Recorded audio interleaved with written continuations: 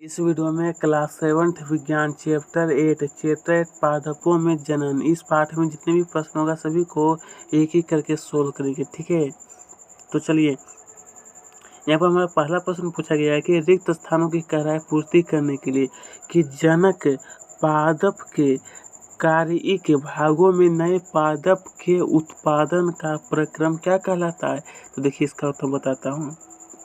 5 प्रश्न है ना, तो यहाँ पर पहला उत्तर में आपको भरना कि कार्यिक प्रबंधन, क्या भरना है आपको, कार्यिक प्रबंधन। ठीक है, और 2 में आपको भरना है एक लिंगी, क्या भरना है आपको, एक लिंगी। और 3 में आपको भरना है परागण, 3 में क्या भरना है आपको, परागण। 4 में क्या भरना है आपको, युग्मन। मैं सिर्फ इसका उत्तर बता दूंगा, आपको सिर्फ ही खुद भर लेना है युग्मनज। और 5 में भरना आपको पवन, जल और जंतु। ठीक है, प्रश्न 2 में पूछा गया कि अलैंगिक जनन की विभिन्न विधियां का वर्णन कीजिए, प्रत्येक का उदाहरण भी दीजिए। सबसे पहले वर्णन करने के लिए तो उत्तर में लिखना है कि अलैंगिक जनन की विधियां। पहला है कि कार्यिक प्रबंधन विधि, इस लिखना है कि इस विधि में पादप के मूल तने, पत्ती अथवा कुल, इसको हम लोग मुकुल जैसे किसी कार्यिक अंग द्वारा नया पादप प्राप्त किया जाता है। ठीक है, फिर इसके आगे हमें पूछा गया था उदाहरण भी देने के लिए, प्रत्येक उदाहरण। तो उदाहरण के तौर पे सबसे पहले आपको लिखना है, ये पूरा आपको लिखना, ये हमारा उदाहरण है। फिर देखिए हमारा पूछा गया था मुकुलन विधि, मुकुलन विधि भी हमारा, इसके बारे में भी आपको 2 नंबर में आपको पूरा लिख लेना है। ठीक है, और कुछ नहीं करना। तो चलिए हम लोग आगे देखिए, इस पाठ में बहुत प्रश्न को पढ़ूंगा ना, तो ज़्यादा टाइम लगेगा, मैं सिर्फ कुछ प्रश्न का उत्तर आपको बता दूंगा। इस देखिए मुकुलन विधि हो गया, इसका आपको यह उदाहरण के तौर पे ये आपको पूरा लिख लेना है। फिर देखिए प्रश्न 3 नंबर में दिया था खंडन विधि, तो खंडन विधि के बारे में ये आपको पूरा लिख लेना, और इसके साथ साथ उदाहरण भी कहा गया था, उदाहरण के तौर पे ये हमारा आपको लिख लेना है। फिर देखिए 4 में दिया गया था कि बीजाणु निर्माण विधि, बीजाणु निर्माण विधि, इसके बारे में भी आपको ये पूरा क्वेश्चन ही पूछा गया था कि अलैंगिक जनन की विभिन्न विधियां, तो विभिन्न विधियां जितना होगा उतना तो आपको पूरा लिखना ही होगा, कम से कम एक पेज इसका उत्तर हो जाएगा।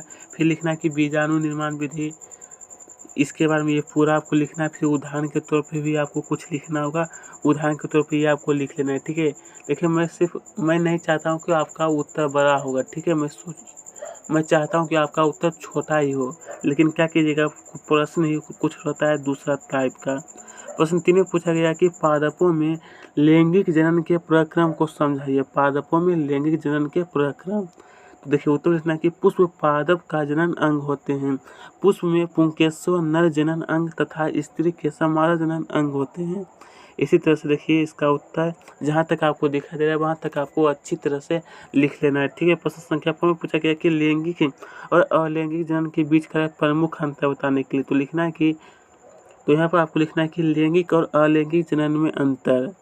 इस तरह से आपको सबसे पहले कॉलम बना लेना, फिर कॉलम बनाने के बाद यहाँ पर लिखना है कि लैंगिक जनन में नर और मादा दोनों की आवश्यकता होती है लैंगिक जनन में, और अलैंगिक में क्या होता है कि लैंगिक जनन में नर और मादा की आवश्यकता नहीं होती, एक भी रहेगा तो उससे क्या होगा, सक्सेस हो जाएगा। और दूसरा लेना कि नए जीव की उत्पत्ति दोनों से होती है, और इसमें एक से भी हो जाती है उत्पत्ति। ठीक है, और तीसरा में आपको ये तीन अंतर आपको बता देना है, ये लास्ट में ये 3 आपको लिख देना है, 3 नंबर। ठीक है, प्रश्न 5 में पूछा गया कि किसी पुष्प का चित्र खींचकर उसमें जनन अंग को नामांकित। देखिए ये चित्र आपकी किताब में भी दिया गया है, वहाँ से भी आप बना सकते हैं, अन्यथा आपके पास बुक नहीं है तो ये भी आप बना लीजिएगा, कोई दिक्कत नहीं है। चलिए अब आगे बढ़ते हैं। प्रश्न 6 में पूछा गया कि स्व परागन और पर परागन के बीच का अंतर बताने के, तो उत्तर में देखिए लिखना है कि स्व परागन और पर परागन में अंतर। यहाँ पर लिखना है कि स्व परागन, यहाँ पर लिखना क्या लिखना है आपको, पर परागन। फिर यहाँ पर लिखना है कि जब किसी पुष्प के परागन उसी पुष्प के वर्तिक्राग पर गिरते हैं जो इसे स्वपरागन कहते हैं। फिर यहाँ पर लिखना है कि जब किसी एक पुष्प के परागकण किसी अन्य पुष्प के प्रतिकान पर गिरते हैं तो परपरागन कहते हैं। ठीक है, ये फिर लिखने के बाद इतना ही आपको लिखना, बस इतना ही है अंतर है। प्रश्न 7 में पूछा गया कि पुष्पों के निषेचन का प्रक्रम, मतलब कि पुष्प में निषेचन जो जैसे मानव में निषेचन जो होता है ना, तो देखिए उसी तरह हमारा पुष्प में भी निषेचन का प्रक्रम कराए किस प्रकार संपन्न होता है आपको बताना है। देखिए यहाँ पर दिया गया, आपको टीचर भी समझा दिए होंगे, इसका उत्तर ये आपको पूरा लिख लेना है, ठीक है।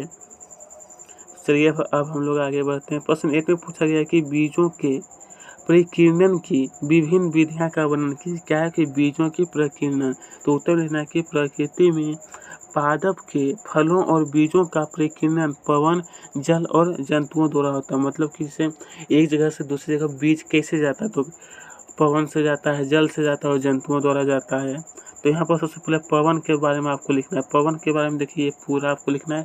पवन का मतलब वायु होता है, ठीक है, ये पूरा आप लिख लीजिएगा। फिर दूसरा दिया है कि जल द्वारा कैसे जाता है एक जगह से दूसरी जगह बीज, तो ये पूरा आपको इसके बारे में लिख लेना है। फिर तीसरा दिया है कि जंतुओं द्वारा परिकीर्णन, इसके बाद फिर आपको ये पूरा आपको लिख लेना है, ठीक है, ये तीनों। तो चलिए प्रश्न संख्या 9 देखते हैं। प्रश्न 9 में दिया है कि कॉलम ए में दिए गए शब्दों को मिलान कॉलम बी से कहा गया करने के लिए।